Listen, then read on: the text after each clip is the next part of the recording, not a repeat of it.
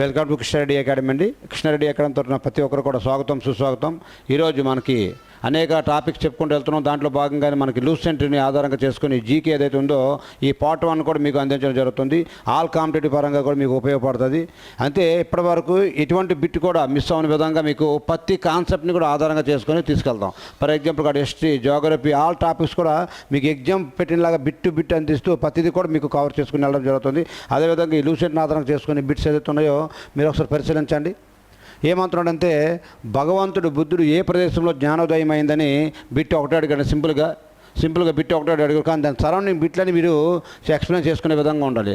Last time bit ఏం అడిగాడంటే ఈ భగవంతుడు బుద్ధ భగవంతుడు ఏ ప్రదేశంలో జ్ఞానోదయం పొందాడంటే ఈ బోధ్గయ ఏదైతే ఉందో ఈ బోధ్గయలో ఆయన జ్ఞానోదయం పొందాడు. ఆయన జ్ఞానోదయం అయింది. కాకపోతే ఈ బోధ్గయ అనేది ఎక్కడుందంటే బీహార్లో ఉంది. ఈ బీహార్లోని ఉరిమేల ఏదైతే ఉందో ఈ ఉరిమేలలో ఉంటుంది. అయితే లాస్ట్ టైం బిట్టెలుగా అడిగాడంటే మన కానిస్టేబుల్ అండ్ ఎస్ఐ రేంజ్లో ఈ బోధ్గయ అనేది ఏ నది ఒడ్డున ఉంది. గౌతమ బుద్ధుడికి జ్ఞానోదయం అనేది బోధ్గయలో అయింది. అయితే ఈ బోధ్గయ అనేది ఏ నది ఒడ్డున ఉంది అని అడిగాడు. దాని చాలా ఇంపార్టెంట్. ఈ రిజుపాలిక ఏదైతే ఉందో ఈ రిజుపాలిక అనే నది ఒడ్డున ఇతనికి జ్ఞానోదయం అయింది. ఇంకా కొద్దిగా డెప్త్కి వెళ్ళి మాట్లాడితే గౌతమ బుద్ధుడు జ్ఞానోదయం చేస్తున్నటువంటి సమయంలో ఇతనికి ఒక దెయ్యం అయితే అలర్ట్ చేస్తుంది. ఆ దెయ్యం పేరు ఏదిగో అడిగాడు. దాని పేరు కూడా మారా. ఈ దెయ్యం పేరు ఎవరంటే మారా. అండ్ గౌతమ బుద్ధుడు జ్ఞానోదయం చేస్తున్న సమయంలో ఆయనకి ఒక లేడీ సహాయం చేస్తుంది. ఆవిడ పేరు ఏం పేరు అంటే సుజాత. అది ఒక అర్థమవుతుందండి. ఒక బిట్కి అనేక రకాలుగా అంటే ఇప్పటివరకు ఎగ్జామ్ పాయింట్లు ఏ విధంగా కవర్ చేసుకుంటూ వస్తున్నాడో ప్రతి పాయింట్ని కూడా మీకు కవర్ చేసుకొని ముందుకు తీసుకోవడం జరుగుతుంది. ఓకే అండి. అదేవిధంగా మీకు సారనాథ్ అంటే మీ అందరికీ తెలిసిందే. ఈ సాంచి స్తూపం ఏదైతే ఉందో అది సారనాథ్లోనే ఉంటుంది. ఓకే అండి. మధ్యప్రదేశ్లో ఉంటుంది ఇది కూడా. ఓకే అండి. ఈ విధంగా మీకు చూడండి ఈ గౌతమ బుద్ధుడి కోసం ఇంకా మాట్లాడుకుంటూ పోతే గౌతమ బుద్ధుడి యొక్క అసలు పేరు సిద్ధార్థుడు. అతని తండ్రి పేరేమో సిద్ధోధనుడు. అతనికి ఒక కుమారుడు ఉంటాడు. ఆ కుమారుడు పేరేమో రాహులుడు. అతని భార్య పేరేమో యశోద అండ్ అతని యొక్క కుమారుడి పేరు రాహులుడు అని ఇన్ని రకాలుగా బిట్లు కూడా మీకు కవర్ అవుతూ ఉంటాయి. ప్రతిదీ కూడా మీకు వచ్చేటువంటి ఈ టాపిక్ ఏదైతే ఉందో ఈ టాపిక్లో ప్రతిదీ కూడా మీకు కవర్ చేసుకుంటూ వెళ్తాం. ఇది ఇంకా బేసిక్ లెవెల్లో ఉన్నాం కాబట్టి మీకు పైన అందించుకుంటూ పోతున్నాం. ఇంకా డెప్త్ కూడా మీకు వాళ్ళ ఫోటోలతో కూడా అందిస్తాము. ఇది బిట్ నెంబర్ 1 అండి. మన కృష్ణారెడ్డి అకాడమీ యూట్యూబ్ ఛానల్ ఏదైతే ఉందో ఎవరైతే సబ్స్క్రైబ్ చేసుకోలేదో చేసుకున్నట్లయితే ప్రతి వీడియో కూడా మీకు అందించడం జరుగుతుంది. దయచేసి మీరు సబ్స్క్రైబ్ కూడా చేసుకోగలరు. ఇది బిట్ నెంబర్ 1 అండి. బిట్ నెంబర్ 2 కూడా మీరు ఒకసారి పరిశీలించండి. బిట్ నెంబర్ 2 కూడా ఆర్య సమాజం అనే వ్యవస్థాపకుడు ఎవరు, ఆర్య సమాజాన్ని ఎవరు స్థాపించారు అని ఇప్పుడు బిట్ చూసుకోవాలి. ఏ సంవత్సరంలో కూడా స్థాపించారు అనేది కూడా బిట్టే. ఆర్య సమాజం అనేది 1875 సంవత్సరం ఏదైతే ఉందో 75 సంవత్సరంలో స్థాపించారు. ఎవరంటే ఆర్య సమాజాన్ని స్థాపించి స్వామి దయానంద సరస్వతి ఎవరైతే ఉన్నారో స్వామి దయానంద సరస్వతి గారు స్థాపించారు దీన్ని. ఓకే అండి. దీన్ని ఆర్య సమాజాన్ని దేన్ని కేంద్రంగా చేసుకొని స్థాపించారంటే ఈ ముంబై ఏదైతే ఉందో ఈ ముంబైని కేంద్రంగా చేసుకొని స్థాపించారండి. అదేవిధంగా స్వామి సచ్చిదానంద సిన్హా కోసం నెక్స్ట్ వీడియోలో మనం మాట్లాడుతున్నాం. నెక్స్ట్ వస్తుంది అంటే స్వామి వివేకానంద. స్వామి దయానంద సరస్వతి యొక్క అసలు పేరు కూడా మూలశంకర్. స్వామి దయానంద సరస్వతి యొక్క అసలు పేరు ఏంటంటే మూలశంకర్. అదేవిధంగా స్వామి వివేకానంద ఎవరైతే ఉన్నారో ఇతని యొక్క అసలు పేరు నరేంద్రనాథ్. ఈ స్వామి వివేకానంద కూడా రామకృష్ణ మిషన్ ఏదైతే ఉందో రామకృష్ణ మిషన్ని స్థాపిస్తారు 1897 సంవత్సరంలో స్థాపిస్తారు. అదేవిధంగా స్వామి రామకృష్ణ పరమహంస యొక్క శిష్యుడే స్వామి వివేకానంద. ఈ వివేకానంద యొక్క స్టాట్యూ ఎక్కడ ఉంటుందంటే కన్యాకుమారి ఏదైతే ఉందో మన కన్యాకుమారిలో ఉంటుంది. ఈ కన్యాకుమారిలో ఉంటుంది. దీన్ని కూడా మీరు మైండ్లో పెట్టుకోవాలి. ఓకే అండి. ఈ విధంగా మీకు అనేక రకాలుగా నెక్స్ట్ మీకు ఇంకా ఆర్య సమాజం అయింది. బ్రహ్మ సమాజం కావాలనుకుంటే ఈ బ్రహ్మ సమాజాన్ని ఎవరు స్థాపిస్తారంటే రాజా రామ్మోహన్ రాయ్ స్థాపిస్తాడు. 1828 సంవత్సరం ఏదైతే ఉందో ఈ బ్రహ్మ సమాజాన్ని రాజా రామ్మోహన్ రాయ్ స్థాపించడం జరుగుతుంది. మీకు ఇవన్నీ కూడా ఏమైనా కావాలంటే యాప్ కూడా మీ ప్రతిదీ కూడా రాసుకోవచ్చు. అనేక రకాలుగా ఒక బిట్టికి తగ్గట్టు ప్రతి రకాన్ని కూడా మీకు అందిస్తున్నాం. లాస్ట్ టైం అడిగి స్వామి దయానంద సరస్వతి యొక్క అసలు పేరు ఏంటంటే డైరెక్ట్ ఎగ్జామ్ పాయింట్లు అడిగాడు. ఈ మూలశంకర్ ఏదైతే ఉందో అది. ఓకే అండి. ఇది ఇంకా మీకు బిట్ వైజ్ తీసుకొచ్చి చెప్పడం జరుగుతుంది ప్రతిదీ కూడా. అదేవిధంగా పంజాబీ యొక్క సాంకేతిక భాష ఏమడిగాడు. పంజాబ్ రాష్ట్రం ఏదైతే ఉందో పంజాబ్ అంటే సిక్కు మతస్థుల యొక్క సాంకేతిక భాష ఏదంటే గురుముఖి ఏదైతే ఉందో ఈ గురుముఖి అనేది ఈ పంజాబ్ యొక్క సాంకేతిక భాషగా పేర్కొనడం జరుగుతుంది. చాలా లాస్ట్ టైం డైరెక్ట్గా బిట్ అడిగారు మన ఆర్మీ దీంట్లో కూడా డైరెక్ట్గా అడిగారు what is the Singh language of the Punjabi అని అడిగాడు. పంజాబ్ యొక్క సాంకేతిక భాష ఏంటని అడిగాడు. ఈ గురుముఖి ఏదైతే ఉంటుంది. సిక్కు మత స్థాపకుడు ఎవరంటే గురునానక్ ఈయన లంగర్ వ్యవస్థని లాస్ట్ టైం అడిగారు. లంగర్ వ్యవస్థని ఎవరు ప్రవేశపెట్టారు? లంగర్ వ్యవస్థ ఈ లంగర్ వ్యవస్థని ఎవరు ప్రవేశపెట్టారు అన్నాడు. గురునానక్ ఎవరైతే ఉన్నారో గురునానక్ అంటే సిక్కు మత స్థాపకుడు ఎవరు? ఆయన గురునానక్. ఆయన ఈ లంగర్ వ్యవస్థను కూడా ప్రవేశపెట్టాడు. డైరెక్ట్ బిట్ ఇచ్చాడండి. ఈ లంగర్ వ్యవస్థను ఎవరు ప్రవేశపెట్టాడంటే గురునానక్. సిక్కు మత స్థాపకుడు ఎవరంటే గురునానక్. అండ్ గురుముఖి అనేది ఎవరి యొక్క భాష అంటే పంజాబ్ యొక్క భాష. ఓకే అండి. అదేవిధంగా మీరు గమనిస్తూ ఉండండి. అదేవిధంగా బిట్ నెంబర్ 4 కూడా మీరు ఒకసారి చెక్ చేసుకోండి. చాలా చాలా ఇంపార్టెంట్. లాస్ట్ టైం బిట్ ఎలా అడిగి కూడా మీకు ఒకసారి ఎక్స్ప్లెయిన్ చేస్తాను చూడండి. దక్షిణ భారతదేశంలో దక్షిణాన చిట్ట చివరి ప్రాంతం ఏదైతే ఉందో చిట్ట చివరి ప్రాంతం ఏదని అడిగాడు. చిట్ట చివరి ప్రాంతం అడిగాడు. ఆ చిట్ట చివరి ప్రాంతం అంటే ఇక్కడ 2-3 రకాల బిట్లు వచ్చేటువంటి ఛాన్స్ ఉంది. ఒకసారి మీరు పరిశీలించినట్లయితే ఇది మొత్తము ఇది ఇండియా అనుకుంటే ఇండియాకి ఇక్కడ అండమాన్ అండ్ నికోబార్ దీవులు కూడా ఉంటాయి. ఇక్కడ 2 రకాల బిట్లు అడిగే ఛాన్స్ ఉంది. ప్రధాన భారతదేశానికి చిట్ట చివరి పాయింట్ ఏది అంటే కన్యాకుమారి మీకు ఆన్సర్గా చెప్పబడుతుంది. అలా కాకుండా మొత్తం ఎంటైర్ భారతదేశానికి చిట్ట చివరి పాయింట్ ఏదంటే ఇందిరా పాయింట్ లేదా పిగ్మోలియన్ పాయింట్ ఏదైతే ఉందో ఇందిరా పాయింట్కి ఇంకొక పేరు అంటే పిగ్మోలియన్ పాయింట్ అండి. ఇది భారతదేశానికి చిట్ట చివరి అండమాన్ అండ్ నికోబార్ దీవుల్లో ఉంటుంది ఈ పిగ్మోలియన్ పాయింట్ లేక ఇందిరా పాయింట్ అనేది. దీన్ని మైండ్లో పెట్టుకోవాలి. ఇది ఇందిరా పాయింట్ అండమాన్ అండ్ నికోబార్ దీవుల్లో ఉంటుంది. అలా కాకుండా ప్రధాన భారతదేశానికి చిట్ట చివరి పాయింట్ ఏదంటే ఇది కన్యాకుమారి అండి. ఈ కన్యాకుమారి మనకి ఇక్కడ ప్రధాన భారతదేశానికంటే కన్యాకుమారి అవుతుంది. మొత్తం ఎంటైర్ భారతదేశానికంటే మీకు ఈ పిగ్మోలియన్ పాయింట్ లేక ఇందిరా పాయింట్ ఏదైతే ఉందో ఇందిరా పాయింట్ అనేది మీకు ఆన్సర్ అవుతుంది. అదేవిధంగా మీకు ఇంకా తూర్పు చిట్ట చివరి పాయింట్ ఏది భారతదేశానికి తూర్పు చిట్ట చివరి పాయింట్ ఏదంటే ఇందిరా కాల్ ఏదైతే ఉందో ఇందిరా కాల్ అనేది ఉత్తర చిట్ట చివరి పాయింట్ ఏదైతే ఇందిరా కాల్ ఏదైతే ఉందో భారతదేశానికి ఉత్తరాన చిట్ట చివరి పాయింట్ అవుతుంది. ఇప్పుడు మీరు చూడండి ఇక్కడ మీకు బిట్ ఏంటంటే ఇక్కడ ఏదైతే ఉంటుందో భారతదేశానికి తూర్పున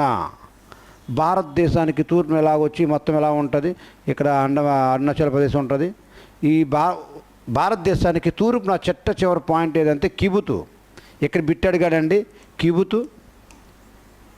ఈ కిబుతు అండి భారతదేశానికి తూర్పున చిట్ట చివరి పాయింట్ ఏదంటే ఈ కిబుతు అండి. ఈ కిబుతు అనేది భారత చిట్ట చివరి పాయింట్. ఈ కిబుతు గుండా ఒక నది వస్తుందండి. ఈ కిబుతు గుండా ఒక నది అనేది భారతదేశంలోకి ఎంటర్ అవుతుంది. ఆ నది పేరు ఏంటనేది లాస్ట్ టైం డైరెక్ట్గా బిట్ అడగడం జరిగింది. ఓకే అండి.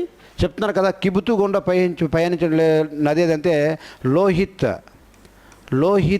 రివర్ ఏదైతే ఉందో ఈ లోహిత్ రివర్ అనేది ఈ కిబుతు గుండా భారతదేశంలోకి ఎంటర్ అవుతుంది. ఈ లోహిత్ రివర్ ఏదైతే ఉందో ఈ లోహిత్ నది అండి ఈ లోహిత్ రివర్ అనేది భారతదేశానికి ఈ కిబుతు గుండా భారతదేశంలోకి ఎంటర్ అవుతుంది. అంటే కిబుతు అనేది అంటే భారతదేశానికి తూర్పున చిట్ట చివరి పాయింట్ ఏదంటే కిబుతు. ఓకే అండి. ఈ లోహిత్ అనే రివర్ని మైండ్లో పెట్టుకోవాలి. మీరు రాసుకుంటూ ఉండాలి. ఈ విధంగా మీకు ఈ పాయింట్ మీద కూడా మీకు అడుగుతూ ఉన్నాడు. ఓకే అండి. పశ్చిమ గౌహర్మతి పశ్చిమ చిట్ట చివరి పాయింట్. ఓకే. నెక్స్ట్ బిట్ అదేవిధంగా చూడండి.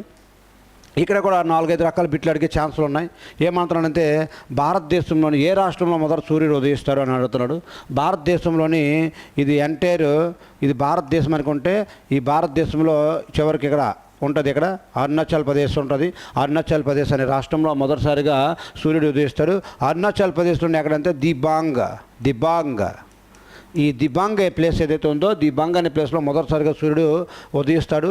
మరి సూర్యుడు ఎక్కడ అస్తమిస్తాడంటే ఇండియాలోని గుజరాత్లోని రాన్ ఆఫ్ కచ్.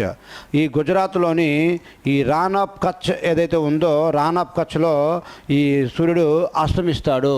ఇది భారతదేశానికి మాట్లాడుకుంటే. ఓకే అండి.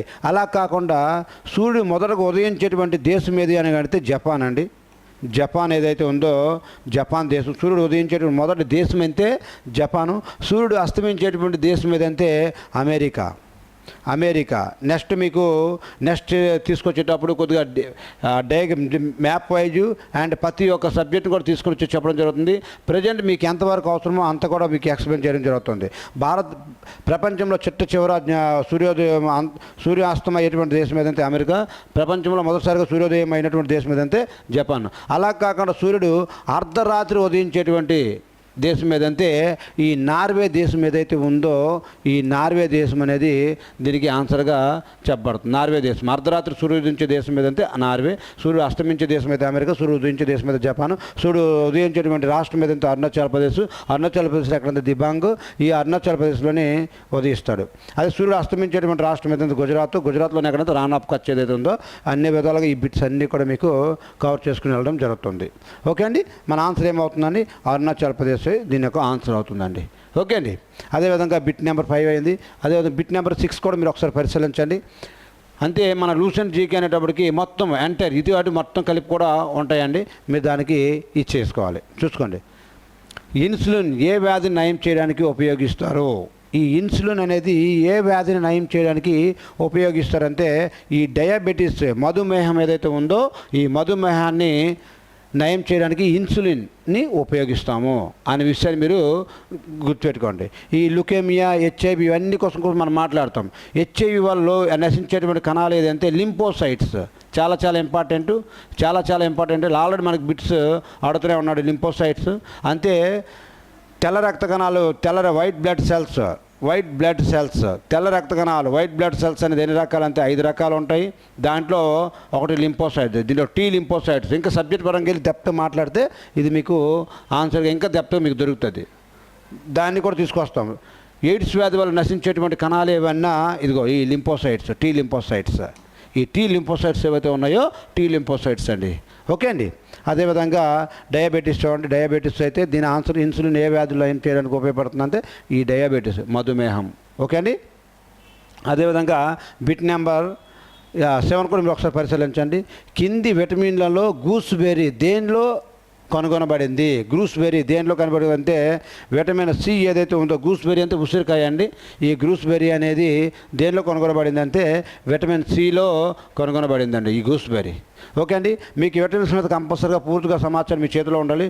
విటమిన్ ఏ యొక్క సైంటిఫిక్ నేమ్ అంటే రెటినాల్, బి యొక్క రసాయనిక నామం ఏదంటే థయామిన్, విటమిన్ డి యొక్క రసాయనిక నామం ఏదంటే కాల్సిఫెరాల్. ఈ కాల్సిఫెరాల్ ఏదైతే ఉందో కాల్సిఫెరాల్. అలా కాకుండా B1 thiamine, B2 riboflavin, B3 niacin, B6 పైడాక్సిన్, B12 cyanocobalamin, అదేవిధంగా B9 folic acid, B5 biotin అని విటమిన్స్ మీద ప్రతి దాని మీద సైంటిఫిక్ మీద ఐడియా ఉండాలి. వాటి వల్ల లోపించేటువంటి వ్యాధుల్లో దేనివల్ల ఏ వ్యాధి వస్తుందో కూడా మీరు చదువుకొని ఉండాలి. అది కూడా నెక్స్ట్ దీంట్లో మనం కవర్ చేసుకుంటూ వస్తామండి.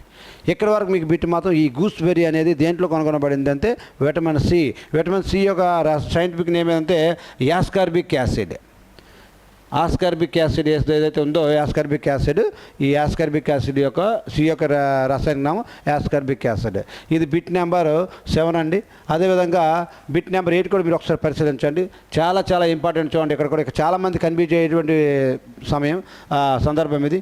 భారతదేశం మొదటి గవర్నర్ జనరల్ ఎవరు? భారతదేశం యొక్క మొదటి గవర్నర్ జనరల్ అడిగారు. అలా కాకుండా నేను రేపు పొద్దున బెంగాల్ యొక్క మొదటి గవర్నర్ జనరల్ ఎవడని అడగచ్చు. బెంగాల్ యొక్క మొదటి గవర్నర్ ఎవడనైతే వారన్ హేస్టింగ్ అవుతుందండి. బెంగాల్ యొక్క మొదటి గవర్నర్ జనరల్ ఎవడంటే వారన్ హేస్టింగ్. బెంగాల్ అంటే మీకు ఇంకొకసారి కొద్దిగా దీంట్లోకి వెళ్ళి మాట్లాడితే మొదట భారతదేశంలో బ్రిటిష్ వాళ్ళు ఆక్రమించిన ప్రాంతము మన బెంగాల్ని పాలిస్తూ ఉన్నారు. బెంగాల్ ఈ ప్రాంతం మాత్రమే ఉండేది. కాలక్రమంలో బ్రిటిష్ వారు మొత్తం ప్రాంతమంతా ఈ బెంగాల్ ఆక్రమించిన ఈ బెంగాల్ యొక్క మొదటి గవర్నర్ జనరల్ ఎవడంటే వారన్ హేస్టింగ్ ఎవరైతే ఉన్నారో బెంగాల్ యొక్క గవర్నర్ జనరల్. కాలక్రమంలో వాళ్ళు అన్ని ప్రాంతాలను ఆక్రమించుకొని చివరికి భారతదేశం మొత్తాన్ని ఒక తాటిపైకి తీసుకొచ్చిన తర్వాత ఆ భారతదేశం మొత్తానికి ఒక గవర్నర్ జనరల్ అవుతాడు. అదే మన భారతదేశం యొక్క మొదటి గవర్నర్ జనరల్ అవడంటే విలియం బెంటింగ్ ఎవరైతే ఉన్నారో విలియం బెంటింగ్ ఆయన వ్యక్తి అన్ని ప్రాంతాలను ఆక్రమించుకొని భారతదేశం మొత్తానికి మొదటి గవర్నర్ జనరల్గా విలియం బెంటింగ్ చేశాడు. కాలక్రమంలో 1857లో సిపాయిల తిరుగుబాటు వచ్చింది. ఈ సిపాయిల తిరుగుబాటు తర్వాత ఈస్ట్ ఇండియా కంపెనీ ఏదైతే ఉందో ఇది ఈస్ట్ ఇండియా కంపెనీ యొక్క పాలన రద్దయిపోయి బ్రిటిష్ ప్రభుత్వం యొక్క పాలన వచ్చింది. అసలు నెక్స్ట్ 1858 సంవత్సరంలో బ్రిటిష్ ప్రభుత్వం యొక్క పాలన వచ్చింది, చట్టం వచ్చింది. భారత ప్రభుత్వ చట్టం 1850 భారత ప్రభుత్వం ఎక్కడి నుంచి డైరెక్ట్గా ఇంగ్లాండ్ దేశం యొక్క రాజు చేత పాలించడం జరిగింది. కాబట్టి భారతదేశం యొక్క గవర్నర్ జనరల్ ఉన్న పేరు ఎలా మారిందంటే వైస్రాయ్గా మారింది. ఈ వైస్రాయ్ ఏదైతే ఉందో ఈ వైస్రాయ్గా మారింది. ఈ భారతదేశం యొక్క మొట్టమొదటి వైస్రాయ్ ఎవరంటే లార్డ్ కానింగ్ ఎవరైతే ఉన్నారో ఈ లార్డ్ కానింగ్ అని భారతదేశం మొదటి వైస్రాయ్గా మీకు అడిగాడు. అంటే బిట్ అనేది ఆడు ఏ విధంగానే పేం చేయొచ్చు. భారతదేశం యొక్క మొదటి వైస్రాయ్ ఎవరంటే లార్డ్ కానింగ్, భారతదేశం యొక్క మొదటి గవర్నర్ జనరల్ అంటే విలియం బెంటింగ్, బెంగాల్ యొక్క మొదటి గవర్నర్ జనరల్ ఎవరంటే వారన్ హేస్టింగ్ అనేది మీకు చాలా క్లారిటీగా ప్రతి అంశం పైన మీకు క్లారిటీ ఉంటే రేపు మీరు అటెంప్ట్ చేయగలుగుతారు. ఇది బిట్ నెంబర్ 8. అదేవిధంగా బిట్ నెంబర్ 9 కూడా మీరు ఒకసారి పరిశీలించండి. పిల్లంతాస్ ఎంబ్లికా అనేది కింది వాటిలో దేనికి సంబంధించినటువంటి శాస్త్రీయ నామం అన్నాడు. ఈ గూస్బెర్రీ ఏదైతే ఉందో ఈ గూస్బెర్రీ యొక్క సైంటిఫిక్ నేమ్ ఏదైతే ఉందో శాస్త్రీయ నామం ఏదైతే ఉందో పిల్లంతాస్ ఎంబికా అనేది దేని యొక్క సైంటిఫిక్ నేమ్ అంటే ఈ గూస్బెర్రీ ఈ ఉసిరి యొక్క శాస్త్రీయ నామం అనేది ఇది మీకు ఒకసారి ఉంచండి. అండ్ గోవా అండ్ చెర్రీ అరటిపండు ఇవన్నీ కూడా మీకు చాలా క్లారిటీగా నెక్స్ట్ దీంట్లో సైన్స్లో ఎక్స్ప్లెయిన్ చేసుకుని రావడం జరుగుతుంది. నెక్స్ట్ ఒకసారి పరిశీలించండి. ఇక్కడ చూడండి. గౌతమ బుద్ధుడు చిన్ననాటి పేరు ఏంటి అని అడిగాడు. గౌతమ బుద్ధుడి యొక్క చిన్ననాటి పేరు ఏంటంటే సిద్ధార్థుడు. గౌతమ బుద్ధుడి యొక్క చిన్ననాటి పేరు ఏంటంటే సిద్ధార్థుడు అండి. ఓకే అండి. తన తండ్రి పేరు ఏం పేరు అంటే ఈ తండ్రి పేరు ఏంటంటే సిద్ధోధనుడు. తన యొక్క కొడుకు పేరు ఏం పేరు అంటే రాహులుడు. తన కుమారుడి పేరు, భార్య పేరు యశోద. ఈ యశోద ఎవరైతే ఉన్నారో యశోదరా. ఓకే అండి. అదేవిధంగా తన తల్లి పేరు అయితే మాయాదేవి ఎవరైతే ఉన్నారో మాయాదేవి తల్లి పేరు. ఓకే అండి. ప్రతి అంశం కూడా మీరు క్లారిటీగా ఒక దగ్గర పెట్టి నీట్గా రాసుకొని ముందుకెళ్తే మీకు రేపు ఎలాంటి క్వశ్చన్ అడిగినా మీరు చేయగలుగుతారు. గౌతమ బుద్ధ యొక్క చిన్ననాటి పేరు సిద్ధార్థుడు తప్ప తండ్రి పేరు మాత్రం సిద్ధోధనుడు. మైండ్లో పెట్టాలి. సిద్ధోధనుడు అయితే తండ్రి, సిద్ధార్థుడు అయితే అతని యొక్క పేరు. తన తల్లి పేరు అయితే మాయాదేవి, భార్య పేరు అయితే యశోద. ఓకే అండి. కుమారుడి పేరు అయితే రాహులుడు. ఈ విధంగా కూడా మీరు బిట్లు అన్నీ నేర్చుకోవాలి. గౌతమ బుద్ధుడి యొక్క జ్ఞానోదయం ఏ రాష్ట్రంలో అయిందంటే బీహార్. ఈ బీహార్లోని ఎక్కడంటే ఉరిమేలలోని బోధ్గయలో అయింది. ఆ బోధ్గయ అనేది ఏ నది ఒడ్డున ఉందని లాస్ట్ టైం బిట్ ఇచ్చారు. దీనికి ఆల్రెడీ చెప్పాను మీకు. రిజ్జుపాలిక నది ఒడ్డున ఉంది చెప్పాను కదండి. ఇది బిట్స్ అన్ని కవర్ చేసుకుని పోతూ ఉండాలి. అదేవిధంగా బిట్ నెంబర్ 11 కూడా మీరు ఒకసారి పరిశీలించండి. ఈ బిట్ నెంబర్ 11 కూడా మీరు ఒకసారి పరిశీలించినట్లయితే భారత సాయుధ దళాలకు సుప్రీం కమాండర్ ఎవరు? Who is the supreme commander of Indian armed forces? By language అండి. ఇంగ్లీష్ మీడియం ఉన్న పిల్లలకు కూడా ఇంగ్లీష్ మీడియంలో ఎక్స్ప్లెయిన్ చేయడం జరుగుతుంది కావాలనుకుంటే ప్రతి సెంటెన్స్ని కూడా. సో ఎవరంటే భారతదేశ రాష్ట్రపతి ఎవరైతే ఉన్నారో ఆ రాష్ట్రపతి. ఆ భారతదేశ సుప్రీం కమాండర్ సాయుధ దళాలు అంటే army, navy plus air force. ఈ మూడింటిని కలిపి సాయుధ దళాలు అంటారు.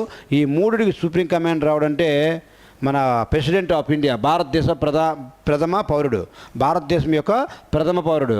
ఆయనకు ఉన్నటువంటి అనేక రకాలైనటువంటి అవకాశాలు ఉంటాయి ఆయనకి. చివరికి ఆయనకి ఎవరికి హత్య చేసినా ఆ వ్యక్తి వచ్చి కావాలనే చేయించుకున్నాడు అన్న అంత రేంజ్ అన్ని లాభాలు ఉన్నటువంటి పోస్ట్ ఇది. ఓకే అండి. ఇది రాష్ట్రపతి.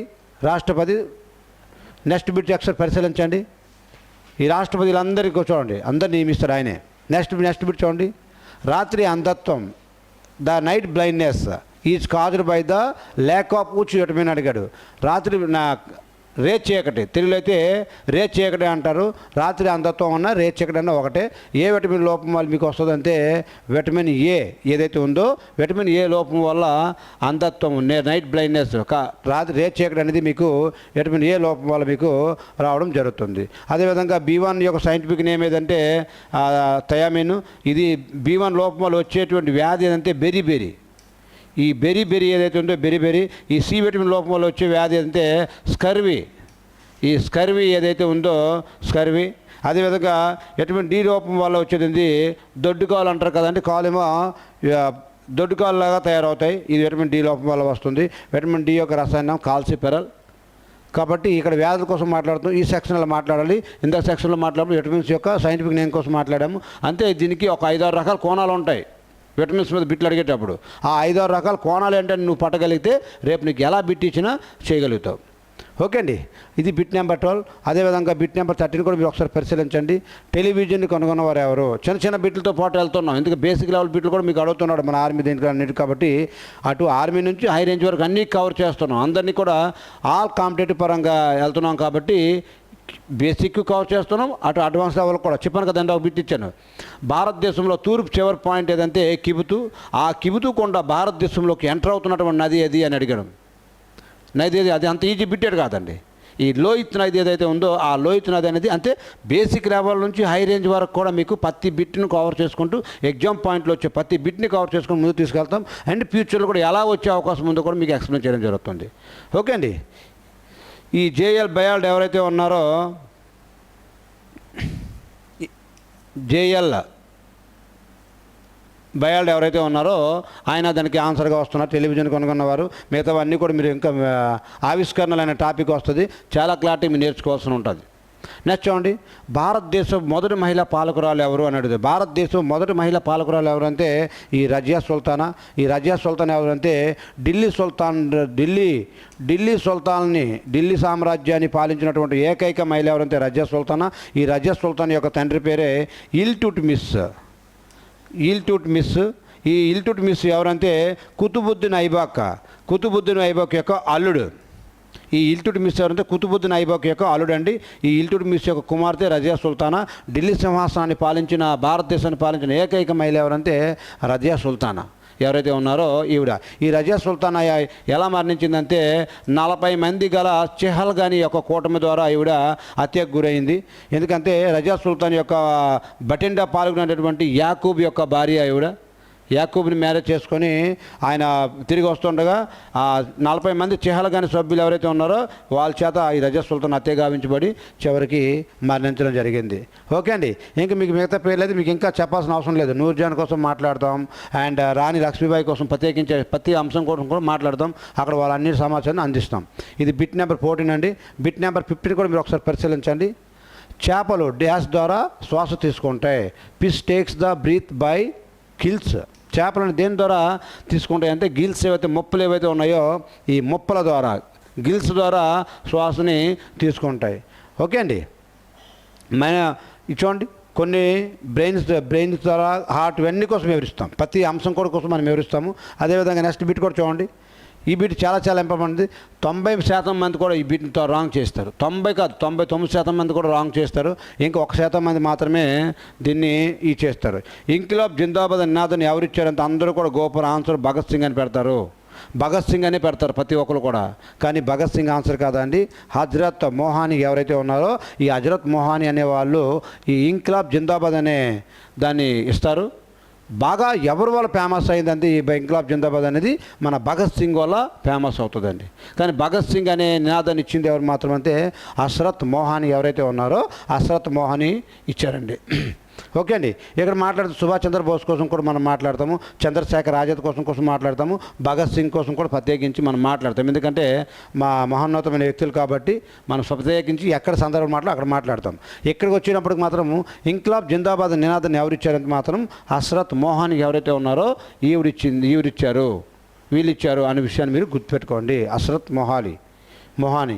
నెక్స్ట్ బిట్ కూడా మీరు చెక్ చేసుకోండి. జలియన్ వాలా బాగ్ విషాదం ఏ తేదీన జరిగింది అని అడుగుతారండి. ఎందుకంటే మనం బేసిక్ లెవెల్ కనుక్కుంటున్నాం అండ్ హై రేంజ్ కూడా వెళ్తున్నాం కాబట్టి 13th ఏప్రిల్ 1919లో జలియన్ వాలా బాగ్ సంఘటన జరుగుతుంది. ఈ జలియన్ వాలా బాగ్ సంఘటన చాలా ఇంపార్టెంట్ కాబట్టి ఈ డేట్తో సహా మీరు మైండ్లో పెట్టుకోవాల్సిన సందర్భం ఉంది. ఎందుకంటే ఈ జలియన్ వాలా బాగ్ విషాదం చాలా దీంతో కూడుకున్నటువంటిది. సో దీన్ని ప్రత్యేకించి దీనికోసం మాట్లాడతాం, డేట్ కోసం. అండ్ జలియన్ వాలా బాగ్ సంఘటన జరిగినప్పుడు, జలియన్ బాగ్ సంఘటన జరగకముందు జరుగుతున్న సమయంలో జనరల్ డైర్ అండ్ కాల్పులు జరుపుతున్నప్పుడు ఎవరు మాట్లాడుతున్నారని అడిగారు లాస్ట్ టైం బిట్. దానికోసం ప్రత్యేకించి మనం మాట్లాడతాం. ఓకే అండి, ఈ యొక్క కాన్సెప్ట్ కోసము ప్రత్యేకించి మాట్లాడుకుంటూ వస్తాము. ఇక్కడ ఒకసారి మీరు పరిశీలిస్తున్నాండి. అదేవిధంగా బిట్ నెంబర్ 18 కూడా మీరు ఒకసారి పరిశీలించండి.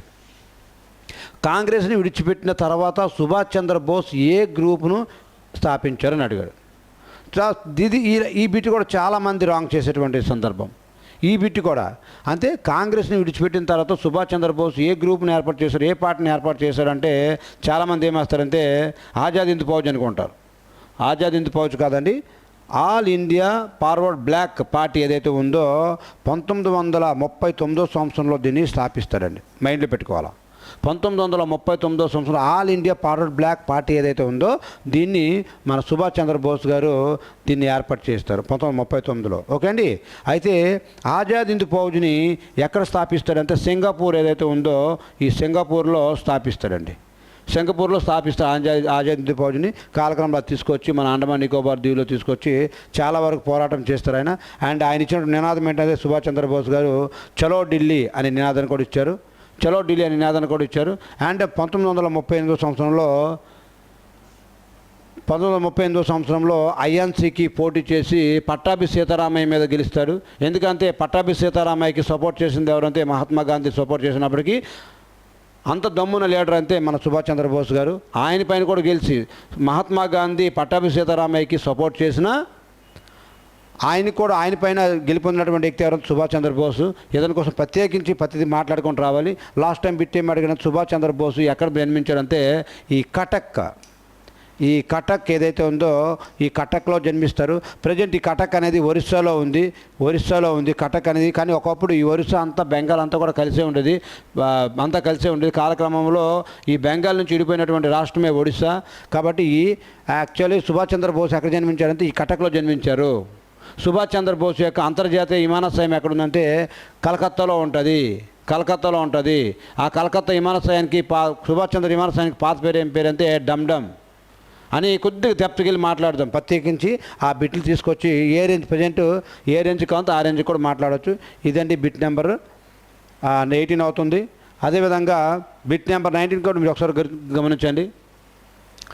పంజాబ్ కేసరి అని ఎవరిని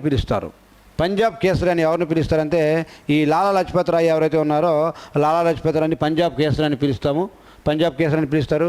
ఎందుకంటే సైమన్ కమిషన్ అనేది 1927 సంవత్సరంలో ఏర్పడింది. ఎక్కడంటే లండన్లో ఏర్పడింది. 1928 సంవత్సరంలో భారతదేశంలో మొదటిసారిగా సందర్శించి ఎక్కడంటే ముంబై అనే ప్రాంతంలో ముంబైలో సందర్శించింది. ఓకే అండి, ముంబైలో సందర్శించింది. ఈ అంశం గుర్తుపెట్టుకోవాలి. ముంబైలో సందర్శించింది. కానీ లాలా లజపత్ రాయ్ ఈ లాహోర్ ఏదైతే ఉందో ఈ లాహోర్ అనే ప్రాంతం పైన ఈ సైమన్ కమిషన్ వ్యతిరేకంగా నినాదాలు చేస్తున్నారు. ఆ టైంలోనే ఈ శాండర్స్ అనే పోలీస్ అధికారి చేతిలో లాఠీ దెబ్బలకు గురయ్యి మరణించినటువంటి వ్యక్తి. ఆ సమయంలోనే సైమన్ కమిషన్ సందర్భంగా ఆయనకి పంజాబ్ కేసరి అత్యంత ధైర్య సాహసాలు ప్రదర్శించినందుకు గాను పంజాబ్ కేసరి అనే ఒక బిరుదు లాలా లజపత్ రాయ్కి ఇవ్వడం జరిగింది. ఓకే అండి. అదేవిధంగా బిట్ నెంబర్ 19 అనేది ఇంకా ఇందుకోసం మాట్లాడితే చాలా రకాలు ఉంటాయి. లాస్ట్ టైం బిట్ ఏం అడిగాడంటే లాలా లజపత్ రాయ్ ఏ పోలీస్ అధికారి చేతిలో మరణించాడంటే శాండర్స్ ఎవరైతే ఉన్నారో ఈ శాండర్స్ యొక్క పోలీస్ అధికారి యొక్క చేతిలో మరణించాడండి లాలా లజపత్ రాయ్. ఓకే అండి, ఇది బిట్ నెంబర్ 19. అదేవిధంగా బిట్ నెంబర్ 20 కూడా చూడండి. జేపీ శాండర్స్ ఏ నగరంలో చంపబడ్డాడు? జేపీ శాండర్స్ ఎవరైతే మన లాలా లజపత్ రాయ్కి చంపాడో లాఠీ దెబ్బలకు గురై చనిపోయారో కోపోద్రేకులైనటువంటి మన భారతీయులు దాంట్లో భగత్ సింగ్, రాజ్గురు, సుఖ్దేవ్ ఎవరైతే ముగ్గురు ఉన్నారో ఆ ముగ్గురు కలిపి జేపీ శాండర్స్ని చంపడం జరుగుతుంది. ఎక్కడ ఏ నగరంలో అంటే లాహోర్. దీన్ని లాహోర్ కుట్ర కేసు అని కూడా అంటారు. దీనికోసం మళ్ళీ ప్రత్యేకించి మాట్లాడుకొని రావాల్సి ఉంటారు. జేపీ శాండర్స్ అనేవారు ఏ నగరంలో చంపబడ్డాడు అంటే ఈ లాహోర్ ప్రాంతం ఏదైతే ఉందో ఈ లాహోర్ ప్రాంతంలో చంపబడతాడండి. ఓకే అండి, ఇది బిట్ నెంబర్ ఎంత అంటే 20. ఇంకా ఇవన్నీ కోసం మాట్లాడుకుంటూ వస్తే చాలా భారతదేశం సిక్కు స్వర్ణ దేవాలయం ఎక్కడ అమృత్సర్లో ఉంటుంది. దానికోసం ప్రత్యేకించి మాట్లాడతాము. ఓకే అండి. అదేవిధంగా ఒకసారి గురించండి. 1857 తిరుగుబాటులో మొదటగా ప్రాణత్యాగాన్ని తన జీవితాన్ని ఎవరు త్యాగం చేస్తారని అడిగారండి. ఎవరంటే ఆన్సర్ ఏంటంటే నన్ ఆఫ్ ద అబవ్. ఇక్కడ 1857 సిపాయిల తిరుగుబాటులో మొదటి తన జీవితాన్ని త్యాగం చేసిన వారు ఎవరంటే మంగల్ పాండే. ఈ మంగల్ పాండే ఎవరైతే ఉన్నారో ఈయన మొదటగా ప్రాణత్యాగం చేస్తాడు. ఎందుకంటే ఈ మంగల్ పాండే ఎవరంటే 34వ బెటాలియన్ బరక్పూర్లోని 34వ బెటాలియన్ చెందినటువంటి వ్యక్తి. ఈ బరక్పూర్ ఎక్కడ ఉంటుందంటే ప్రజెంట్ వెస్ట్ బెంగాల్ ఏదైతే ఉందో ఈ వెస్ట్ బెంగాల్లో ఉంటుంది. 34వ బెటాలియన్ చెందినటువంటి వ్యక్తి మంగల్ పాండే. ఈయన ఆవు కొవ్వు పంది కొవ్వు అని వాడని నిరాకరిస్తే చివరికి ఈయన ఒకరిని హత్య చేస్తే చివరికి ఈయన ఉరిశిక్ష గురవుతాడు.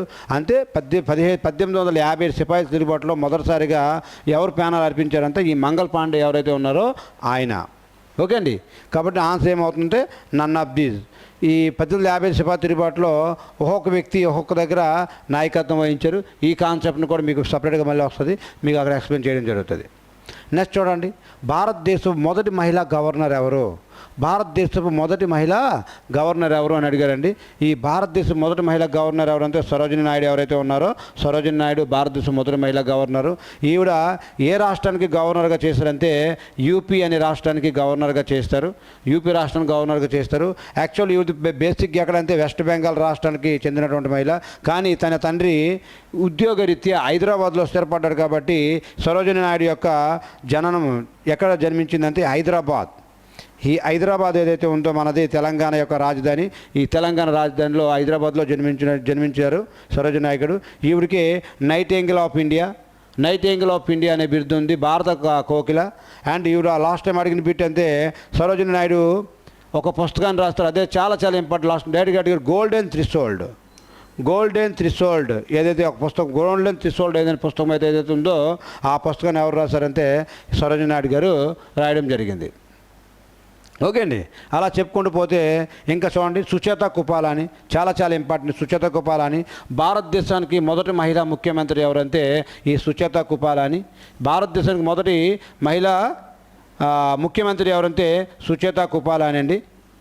ఆవిడ కూడా యూపీ రాష్ట్రంకి ముఖ్యమంత్రిగా పనిచేయడం జరిగింది. అదేవిధంగా మీరా కుమార్ అయితే మీకు చెప్పాల్సిన అవసరం లేదు, మొదటి లోక్సభ మహిళా స్పీకర్గా ఆవిడ పనిచేశారు.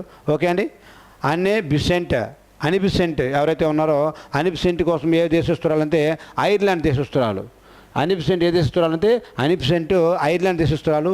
ఈవిడ బిసెంట్ థియోసాఫికల్ అనే కళాశాలని మన ఆంధ్రప్రదేశ్లోని మదనాపల్లి ఏదైతే ఉందో అక్కడ బిసెంట్ థియోసాఫికల్ కళాశాల స్థాపిస్తుంది. ఆ కళాశాలలోనే రవీంద్రనాథ్ ఠాగూర్ గారు జనగణమనని the morning song of India అని పేరుతో కూడా అనువదించారు. ద బిసెంట్ కళాశాల ఎక్కడంటే మన చిత్తూరు జిల్లాలోని మదనాపల్లి ఏదైతే ఉందో ఆ మదనాపల్లిలో దేవుడు స్థాపించింది. అనిబిసెంట్ కోసం మాట్లాడితే ప్రత్యేకించి ఇవన్నీ వ్యక్తుల కోసం ప్రత్యేకించి మాట్లాడిన సందర్భాలు వస్తాయి, అక్కడ మనం మాట్లాడదాం. ఇక్కడ మన క్వశ్చన్ ఏంటంటే భారతదేశంలో మొదటి మహిళా గవర్నర్ ఎవరు అంటే సరోజినీ నాయుడు ఏ రాష్ట్రానికి మొదటి గవర్నర్ చేసిందంటే యూపీ రాష్ట్రం ఏదైతే ఉందో యూపీ రాష్ట్రానికి. ఈవిడ బేసిక్గా వెస్ట్ బెంగాల్ అయినప్పుడు కూడా తన తండ్రి ఏమో హైదరాబాద్లో గదోదర చట్టోపాధ్యాయ. సరోజినీ నాయుడు యొక్క తండ్రి పేరు గదోదర చట్టోపాధ్యాయ. ఈవిడ హైదరాబాద్లో స్థిరపడింది. ఓకే అండి. ఇది బిట్ నెంబర్ 22. అదేవిధంగా బిట్ నెంబర్ 22 కూడా చాలా ఇంపార్టెంట్. చూడండి, ఎవరెస్ట్ శిఖరాన్ని 2 సార్లు అధిరోహించిన మొదటి మహిళ భారతీయురాలు ఎవరని అడిగాడు. కాబట్టి ఎవరెస్ట్ శిఖరం అనేది ఎక్కడ ఏ దేశంలో ఉంటుందంటే నేపాల్లో ఉంటుంది. ఎవరెస్ట్ శిఖరం ఏ దేశంలో ఉంటే నేపాల్ ఏదైతే ఉందో నేపాల్ దేశంలో ఉంది ఎవరెస్ట్ శిఖరము. ఈ ఎవరెస్ట్ శిఖరాన్ని నేపాల్ దేశంలో ఏమని పిలుస్తారంటే సాగర్ మాత. ఈ సాగర్ మాత అని పిలుస్తారు. ఎవరెస్ట్ శిఖరం యొక్క మొత్తం ఎత్తు 8,850 మీటర్లు అంటున్నారు. 8,848 మీటర్ల నుంచి అలా పెరుగుతుంది. ఇప్పుడు దాని హైట్ కూడా ఇంకా 8,852, 54 కూడా అంతా దాని యొక్క ఎత్తు అనేది పెరుగుతుంది. ఇది మారుతుంది. కాబట్టి దీన్ని మనము ఎగ్జామ్కి వెళ్ళే ముందు చాలా క్లారిటీగా నేర్చుకోవాల్సి ఉంటుంది. అయితే మనకు బిట్ ఏమవుతున్నాడంటే ఈ ఎవరెస్ట్ శిఖరాన్ని ఎక్కిన 2 సార్లు ఎక్కినటువంటి మహిళ ఎవరంటే ఈ సంతోష్ యాదవ్ అయితే ఎవరైతే ఉన్నారో సంతోష్ యాదవ్. కానీ ఎవరెస్ట్ శిఖరానికి ఎక్కిన మొదటి భారతీయ మహిళ ఎవరంటే బచేంద్రి పాల్. ఈ బచేంద్రి పాల్ ఎవరైతే ఉన్నారో ఈ బచేంద్రి పాల్ ఎవరైతే ఉన్నారో ఈవిడ యూకే ఉత్తరాఖండ్ రాష్ట్రం ఏదైతే ఉందో ఆ రాష్ట్రానికి చెందినటువంటి మహిళ బచేంద్రి పాలు. అలా కాకుండా ఎవరెస్ట్ శిఖరాన్ని ఎక్కిన మొదటి భారతీయుడైతే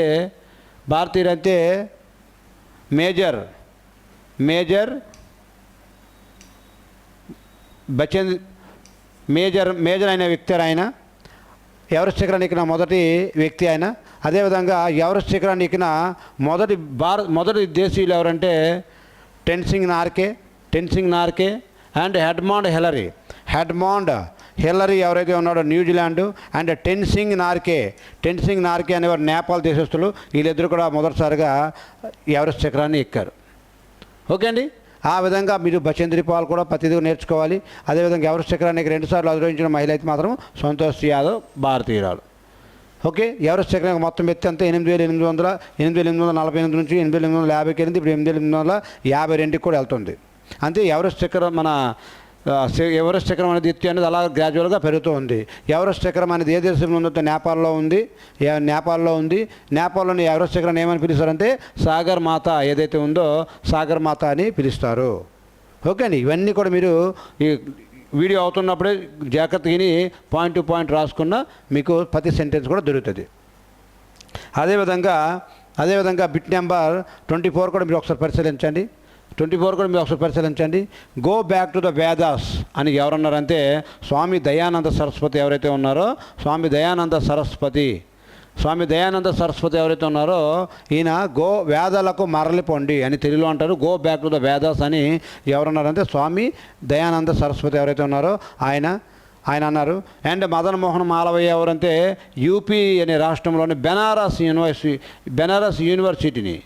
బెనారస్ యూనివర్సిటీ స్థాపిస్తారంటే మదన్ మోహన్ మాలవయ్య. అదేవిధంగా రాజా రామ్మోహన్ రాయ్ అయితే మీకు తెలుసు బ్రహ్మ సమాజాన్ని స్థాపిస్తాడు. బ్రహ్మ సమాజం కంటే ముందు 1915లో ఆత్మసభ స్థాపించాడు. ఆత్మసభను ఇంక్లూడ్ చేస్తే 1928లో ఒకసారి పరిశీలించండి. 1815 అండ్ 1828 సంవత్సరంలో బ్రహ్మ సమాజాన్ని స్థాపిస్తాడు అనే అంశాలు మీరు మైండ్లో పెట్టుకోవాలండి. ఓకే అండి.